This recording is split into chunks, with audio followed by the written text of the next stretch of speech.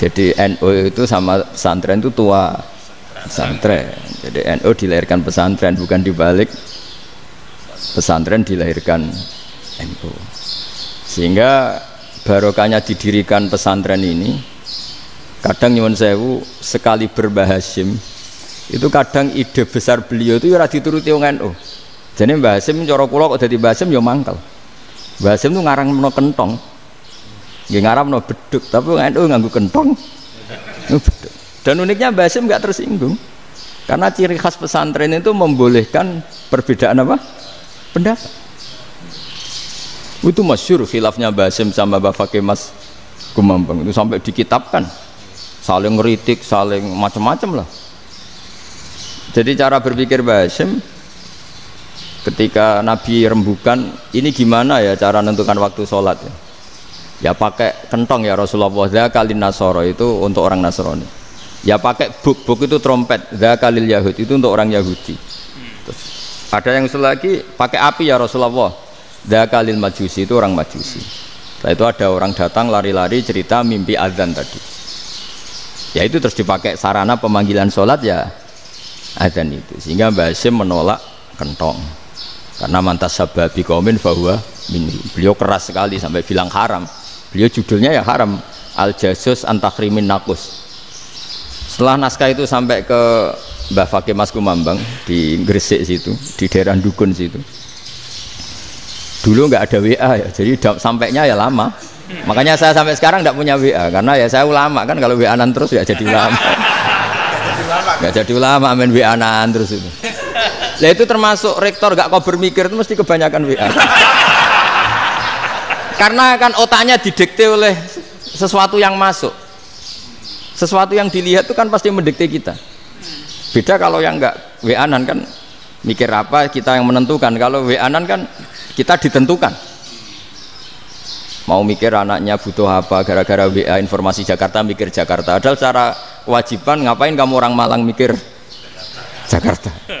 Gara-gara WA mikir Jakarta belum selesai ada berita di Sulawesi, mikir Sulawesi. Habis itu mikir NTT. Makanya semua orang sekarang merasa tokoh nasional gara-gara informasi yang masuk itu nasional. Jadi Mas Yo RT yang mikir gimana Gus Indonesia kok. Ada RT loh. Sampai lupa kalau dia itu RT. Jadi semua orang sekarang merasa tokoh nasional. Dan itu gara-gara apa coba? Akhirnya semua orang juga punya ide tentang nasional. Harusnya negara itu gini-gini. Jebule wonge sing duwe ikon itu sapa? RT.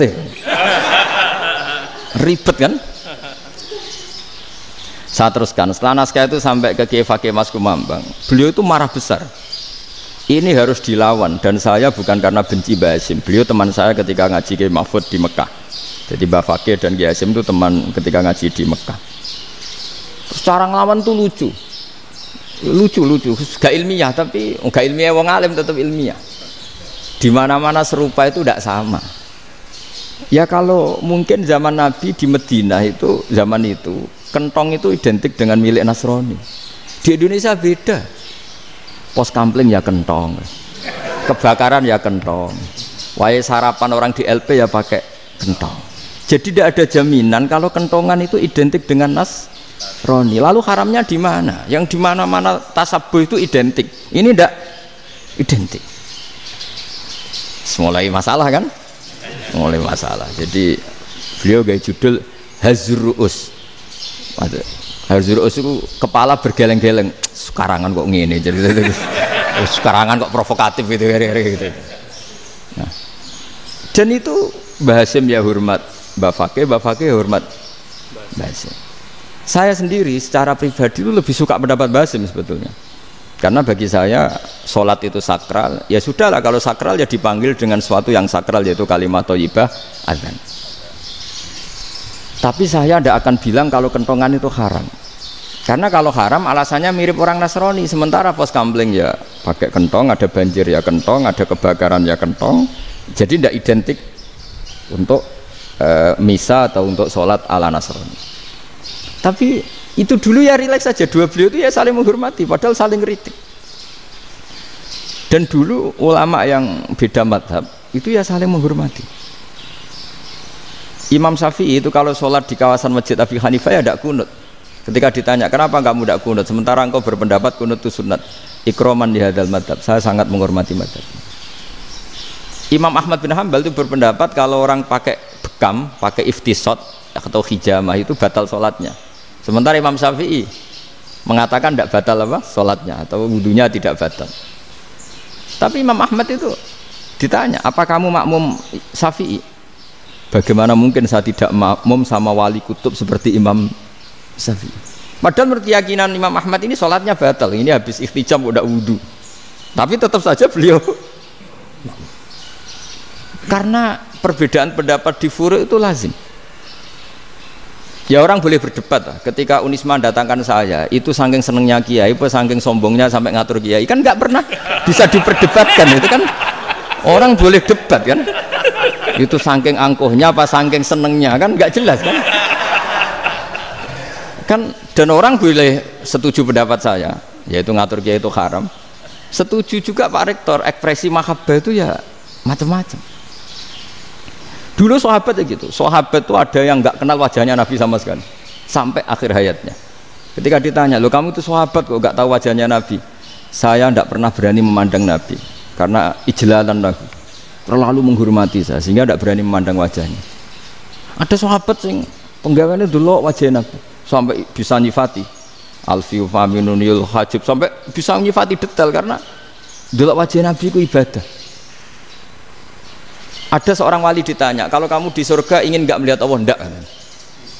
Loh, tapi semua orang ingin melihat Allah. Unazzihu dzalikal jamal an-nadhari misli. Ben gak elek-elek Allah tak delok terima aku. Wong ra jelas. Berarti kok delok pangeran. Banyak. Jadi justru tapi karena saking takzimnya. Enggak lah, mosok sak aku kok. Makanya saya berkali-kali cerita. Menurut kesepakatan ulama, soft awal itu paling baik. Tapi banyak juga wali yang kalau sholat itu di belakang. Koyok paling bener yang gue ngarep gitu. Lu bayangkan misalnya kamu semangat di soft awal di masjid haram, jebule sholatnya salah.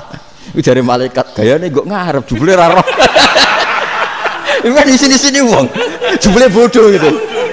Gaya nih gue ngarep, jebule.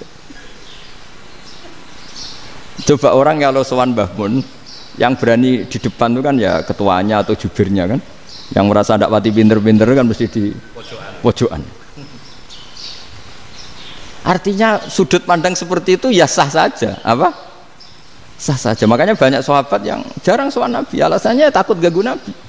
Banyak yang sering sowan Nabi, alasannya seneng Nabi. Yang sowan ya seneng Nabi, yang enggak sowan alasannya seneng. Lu Nabi itu tokoh, punya keluarga, punya anak. Kalau saya sering sowan berarti sering ganggu. Yang sering sowan dia alasan ini khazanah kita harus istifadah.